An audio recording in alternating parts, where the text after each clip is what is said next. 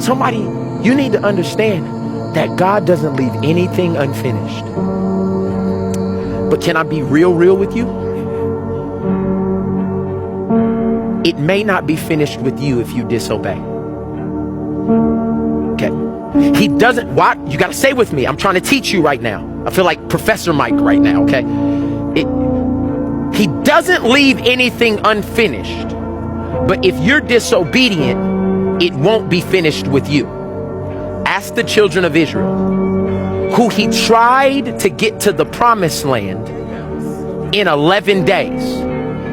He had to let 2 million people die so he could see what he started finished with their children. And the saddest thing for all of us right now would for God to give us a promise that we fight against to the point where he has to choose our children. I'm gonna let that sit there.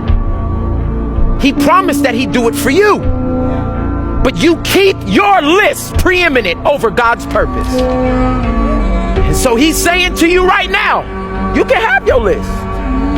And then I'm gonna ask your children to do what I ask you to do.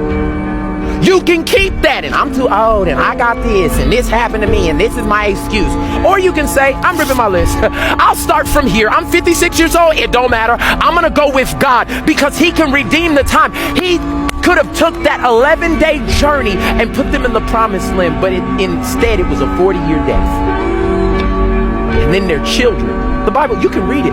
He said anybody under the age of 20 will be able to see it. But all those people who disobeyed me and created other idols and created other gods and made sports and television and money and boats and houses, they made those the gods. He said, you're going to die with all of that. And then I'll have to ask your children to do what I was supposed to do. All the devastation we're seeing in the world right now is because fathers didn't do what they were supposed to do 40 years ago. All the stuff that we're seeing right now in families is because the people before us, they passed up the opportunity to do it God's way, and they thought everything that they had was more than what God had for them. But baby, I'm telling you, there's a generation of about 45,000 people watching right now that is saying, I'm not going to do this. You're going to have the gumption like they did in the Old Testament. If you don't go, we're not going. So we're ripping up our list.